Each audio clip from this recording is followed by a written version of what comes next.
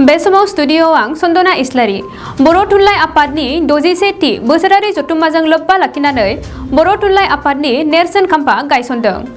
बर' थुनलाइ आफादनि 61थि बोसोरारि जथुम्माखौ तामुलपुराव फेब्रुवारि दाननि 11, 12 आरो 13 खालाराव खुंफुंलांनो थि खालामनाय जाबाय। 61थि बोसोरारि जथुम्माजों लोब्बा लाखिनानै दिनै तामुलपुर ओनसोलनि बारायगाव गरेश्वर सकआव बर' थुनलाइ आफादनि नेरसोन खाम्फा गायसननो थाखाय दिनै बिटिआरनि गाहाय मावफुं सोद्रोमा प्रमद बर' बिथाङा गाहाय खुन्थियाखौ बेखेवनानै होयो। আমি সবে আনন্দিত হৈছোঁ আৰু সেইটো তামোলপুৰবাসী সকলো আমি মিলি পেলাই এই অধিৱেশনখন ভালকৈ ইয়াত মানে অনুষ্ঠিত কৰাৰ কাৰণে আমি যাৱতীয় প্ৰিপাৰেশ্যন কৰি আছোঁ আৰু আজি ইয়াত সেইৰ লগতে সংগতি ৰাখি সেই প্ৰগ্ৰামৰ লগত এটা পাৰ্মানেণ্ট এটা স্তম্ভ 25 ফুট ওখ এটা স্তম্ভ বড়ো সাহিত্য সভাৰ ইয়াত বনাবৰ কাৰণে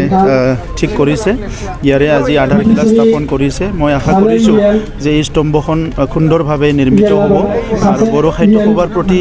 বড়ো জনগোষ্ঠীৰ যিটো শ্ৰদ্ধা বা আমাৰ বিভিন্ন জাতি জনগোষ্ঠীৰ যিটো শ্ৰদ্ধা সেইটো সদায় থাকিব, কাৰণ বড়ো সাহিত্য সভা আজিলৈকে বড়ো জনগোষ্ঠীৰ ভাষা সংস্কৃতি সকলো যিটো অস্তিত্ব ৰক্ষাৰ কাৰণে যিখিনি অৱদান দিলে সেইটো অতুলনীয়। গতিকে আমি সদায় বড়ো সাহিত্য সভাক সন্মান কৰি যাম। ইতিমধ্যে ৰিচিপশ্যন কমিটি গঠন কৰা হ'ল, চব প্ৰিপাৰেশ্যন কৰা হ'ল। বড়ো সাহিত্য সভাৰ যিটো অধিৱেশন যিটো ফেব্ৰুৱাৰীৰ কোনোবা এটা ডেট কেন্দ্ৰীয় কমিটিয়ে ঠিক কৰিব আৰু সেই হিচাপে ইয়াত উদযাপন কৰা হ'ব। मानो होनबा दिनैनि जोंनि बर' थुनलाइ आफादनि जिथु नेरसोन एबा खाम्फा बर' थुनलाइ आफादनि बेखौ जोङो तामुलपुर बायदि जायगायाव बिटिसिनि भितराव सबसे गोजौ बे जिथु खाम्फा माने जोंनि बर' थुनलाइ आफादनि जिथु खाम्फा बे खाम्फाखौ जों गायसननो थाखाय बेयाव माने गायसननाय जादों। बिखेखै जोङो वालनि बाउन्डारि खुन्थाखौ दिनै गायसननाय जादों आरो बे खम दिननि भितरावनो जों बे खामानिखौ मावफुंनायनि थाखाय जोंनि बिटिसिनि प्रधान बिथां प्रमद बर' आरो बिथांनि माने बिसि बिथां पारुल भराली बर' बिथाङा बेखौ दैदेननानै फाइनेन्सियेलि बिथांमोना बेयाव हेफाजाब होगोन आरो जोंनि जिथु 61थि माने बर' थुनलाइ आफादनि जिथु बोसोरारि जथुम्मा बे जथुम्मानि समावनो बे बर' थुनलाइ आफादनि बे खाम्फाखौ जोङो गिबि माबायाव बेखौ बेखेवनायनि राहा खालामनो थिरांथा लानाय जादों आरो फैनाय दिनफोराव रायजो राजानिफ्राय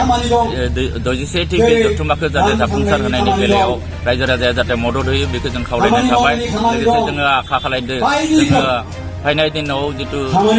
माने कर'नानि जिथु प्रकप बे जुदि खमियोबा जों जुदि मोजाङै जाहाथे आनान गसाइखौ जाफुंसार होनायनि बेलायाव जाहाथे जोङो मदद मोनो आनान गसाइनिफ्राय जोङो दिनैनि नैबे फुंबिलियाव आर'ज गाबनायजों लोगोसे जोङो सानदों बर' फरायसा आफादखौ बर' माध्यमनि थाखाय जोङो फैनाय दिनाव जिथु बर' थुनलाइ आफादनि जिथु सानथामनि हाबाफारि लानाय जादों आरो बे हाबाफारियाव जोङो बर' थुनलाइ आफादनि दायित्व हिसाबै जों सानदों जे बर' बिजोंखौ फोथांना लाखिनांबा नै जिथु गोदान निउ इडुकेसन पलिसि बे निउ इडुकेसन पलिसियाव जोङो बर' मेलेमजिबि बर' फरायसा फरायसुलिफोरा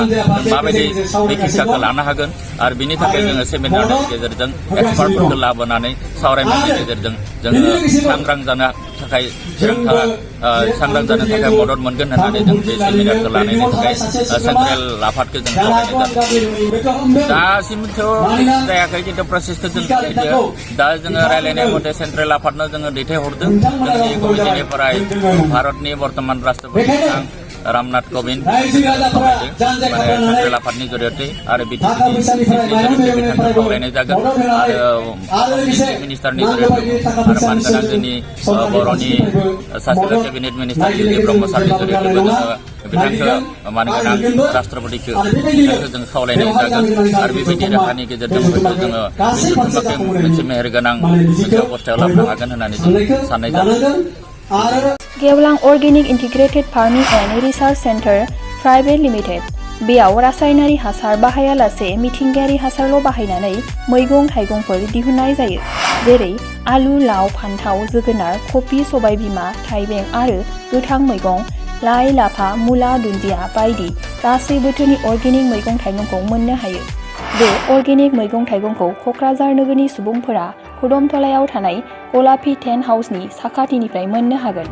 नोंथांमोना बिगोमाजों फोनांजाब लानो थाखाय